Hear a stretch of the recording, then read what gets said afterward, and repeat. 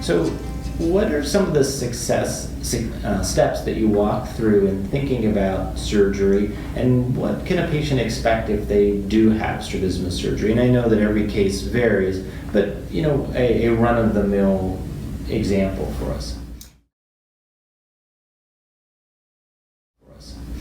So the first step that we need to think about is what's going on with their orbital disease. Before anybody has strabismus surgery, they need to at least consider whether an orbital decompression will need to be done, and that's whether or not they have proptosis that's for whatever reason needing to be fixed.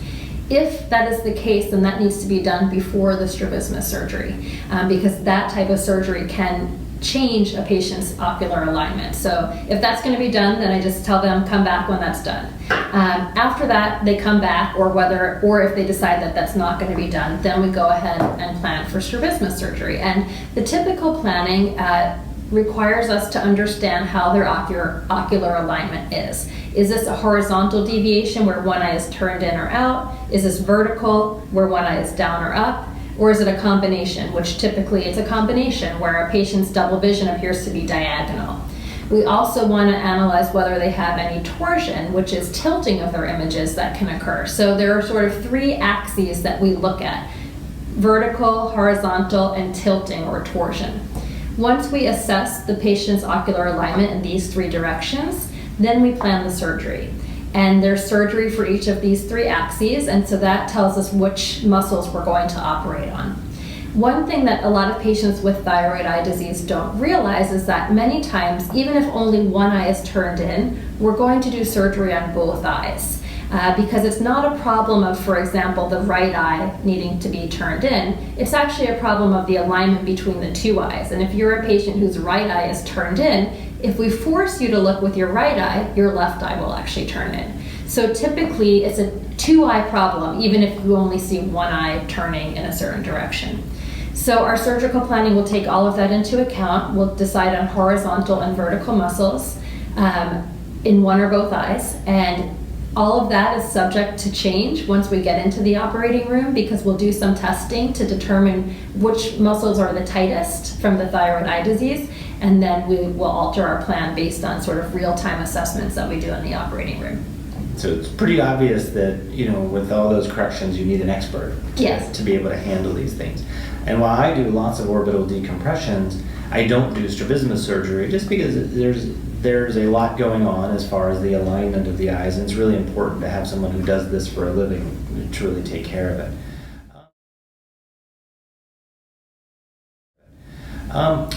The surgery itself, what's the recovery like for patients? So typically I tell patients, if we're going to do your surgery on a Wednesday, that's the day of the week I do it, on a Wednesday, you can go back to work on Monday. So typically patients, depending on their job, will take 5 to 7 days off of work. During those first few days, there is pain. Some patients have a really deep headache in their orbit. Other patients feel more like a large grain of sand is stuck in their eye, and that's them actually feeling the stitches in the eye. Either or both types of pain are possible, and they typically resolve after 2 or 3 days. The eye remains red though for a while, depending on which muscle and how many muscles are done. The redness can last 4 to 6 weeks, although it slowly decreases over time. After a patient's back at work, after 5 to 7 days, they can resume most of their normal activities. We usually ask patients to avoid strenuous exercise, bending, or heavy lifting for about 2 weeks, and no swimming with their heads submerged underwater for a month. Other than that, there isn't much else that they need to worry about after the first 5 to 7 days. Great. And the success, I know, is a little bit is not quite as good as it is in pediatric strabismus or realignment surgery. But you have to remember the thyroid eye disease, these muscles are abnormal, they're scarred, and that process sometimes can continue.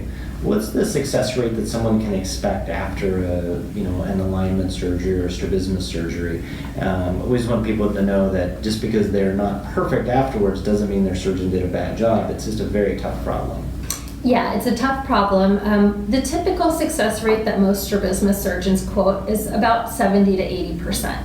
And the reason for this is not that the surgeon did a bad job or there was a problem with the patient. We say 80% because what we do for strabismus surgery is we measure a patient's eye alignment, and that determines how much weakening or strengthening of muscles to do. And the sort of millimeters of weakening or strengthening for the general population falls onto a bell curve. So for about 80% of the population, they fall in the middle of the bell curve, and the number of millimeters of weakening or strengthening works for them. But there are patients in the population who fall on the extremes of the bell curve, about 10% on one end and 10% on the other. And for those patients, that amount of surgery is either too much or too little, and they result in what we call an over or under correction.